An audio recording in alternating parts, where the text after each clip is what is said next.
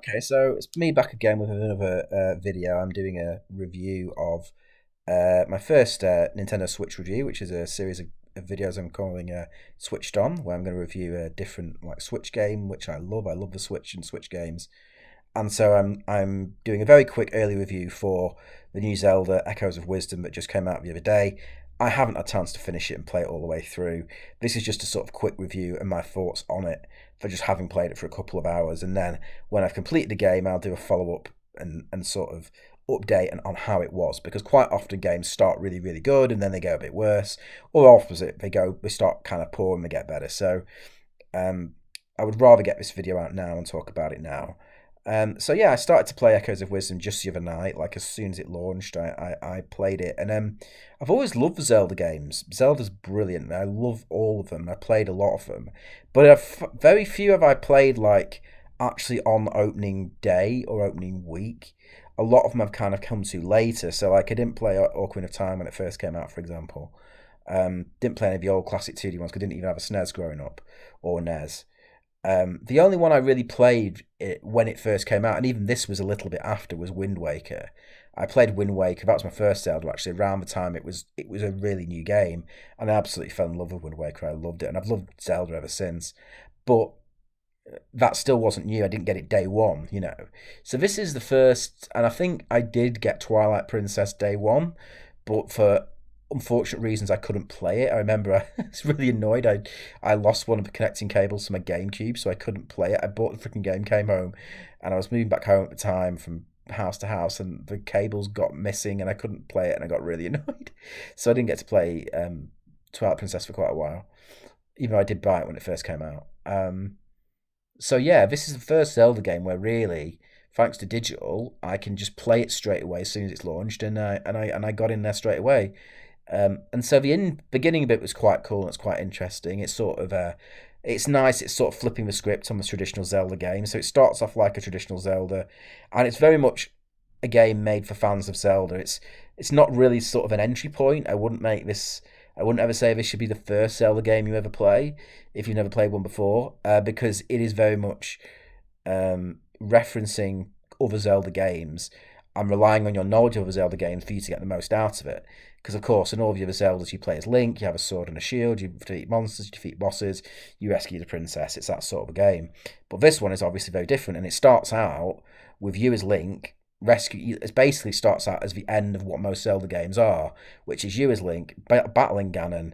But the twist here is obviously that Ganon, when Ganon's defeated, he causes a massive rift, and Link gets sucked into that rift, and actually he is now the one that needs rescuing, and it is up to Zelda to rescue Link. So you now play as Zelda, and Zelda has a different move set, which is more to do with like magic and things like that. Which is she has this wand which can like replicate things, and so it can replicate objects, and it can also replicate enemies. And it's really good.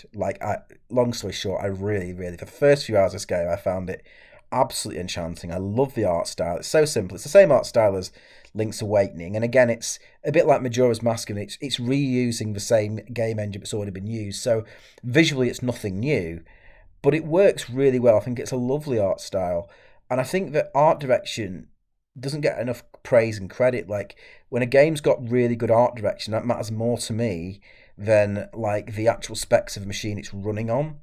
Like this is one reason why Skyward Sword was a bit of a problem, because that looked really rough on the old Nintendo hardware, because Nintendo really didn't give a shit about making stuff high def. So that's one of the rare exceptions where the HD update made Skyward Sword like a 50 or 80% better game, because it wasn't just that we're getting better textures, it was you can actually finally realize this art style properly with this HD textures. You can actually see things in decent detail, because the Wii was so underpowered that it just looked awful. So there are times, again, I've just done a video before about talking about tech specs, but with something like Skyward Sword HD, it was a massive improvement over the original one on the Wii, and the art direction really worked much better, and you got a much better sense of what the style of that game was. Things weren't as blurry or as blocky. It was really clear and crisp. And this is really clear and crisp. Now, there are some performance issues with it, oddly enough, which is weird. It does stutter a bit here and there. It's not terrible, but it's a bit odd that such a simple game is stuttering, and I suppose that's probably my only negative so far is that occasionally it jitters a bit, and I'm like, what? Why is a game like this jittering? Because it's the same style of game as Link's Awakening, and that's smooth as anything. Like, there's no problem with that game, so I don't quite get that. Um, but it's not really distracting. It doesn't really hinder the game. It doesn't break the game or anything like that. It's just now and again it's a bit annoying. But this new way that Nintendo always find of putting a different twist on Zelda, and each Zelda has had that. It's had those core elements, but it's put a different twist on things. I'm not including Breath of the Wild and Tears of the Kingdom in that because I feel like they're almost a different branching style of Zelda game to this. That's how I've come to sort of reconcile it because I love Breath of the Wild for what it does, but I also miss Breath of the Wild for it not having those classic things that other Zelda games had in them, namely the dungeons. And one of the things I loved here was the dungeons coming back. And to be able to go into a dungeon and to find the keys and do the puzzles and do all that stuff with this new power set. So it wasn't just like I was just repeating the exact same thing I've done in other Zelda games. It added this new aspect with the wand and with the magic, and it is fun at least at first to kind of each time you come across a new enemy to kind of copy it and then deploy it and figure out which enemies are best to deploy where in order to defeat other enemies.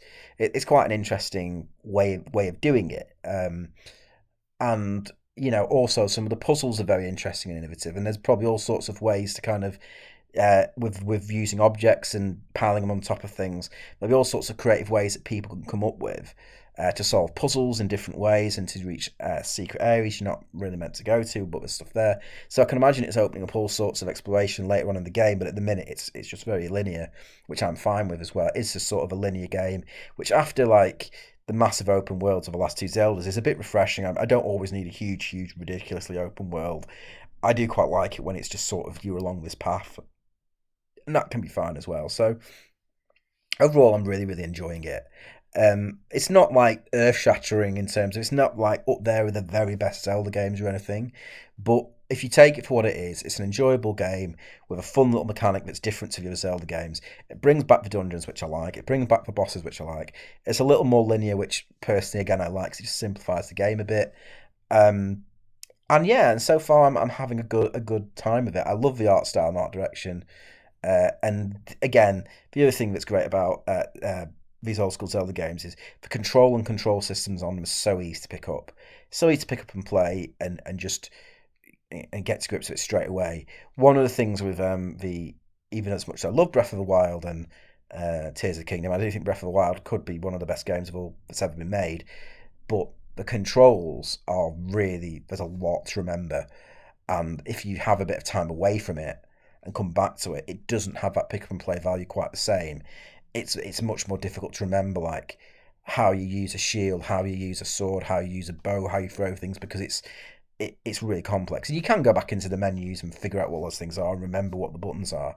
But the other day I went back to Breath of the Wild after months of not going back to it, and I forgot like what the button was to block or the button was to get a shield out or something. I just didn't know what it was, and whatever I was pressing, it wasn't working. Whereas with every other Zelda game, the thing that I love is you always pick it up and play it, and it's like riding a bike. You always know like this button's block, this button's going to be targeting, this button's going to be hitting, with a sword or whatever.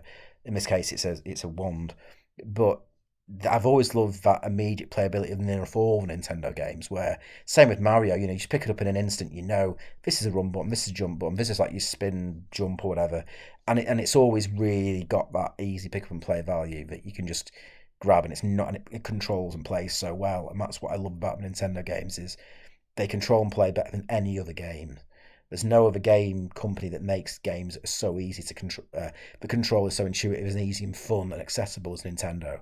They with their first party games, they do it every single time. Same thing with Mario Kart as well. They're so strong on that in that way. Um, but yeah, I mean, it's not like I say, it's not gonna like it's not the game of the year or anything. But I do think it's an enjoyable, fun little game, and I'm enjoying playing it. And when I finish it, I will do another follow up review, like I say, to see if I still think that or if it did get worse as it went. I don't know, but we'll see.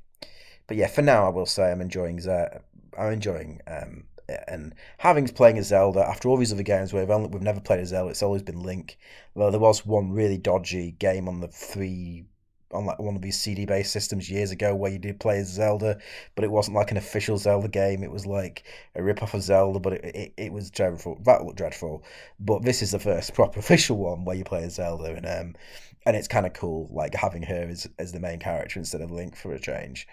Um, and you can also change into sort of a Link form at times, which is also kind of cool. So you can use sword and shield. So there's still some of that stuff from the old game back, but the main focus is like on conjuring up these monsters and these objects with your wand and having magic as a part of it. And it is fun. I think that's the main thing. Like, but yeah, it's all decent Nintendo games, and most of them are very good. Is the fun aspect. I just have fun playing the game, and that's all I really care about. So yeah, that's that done.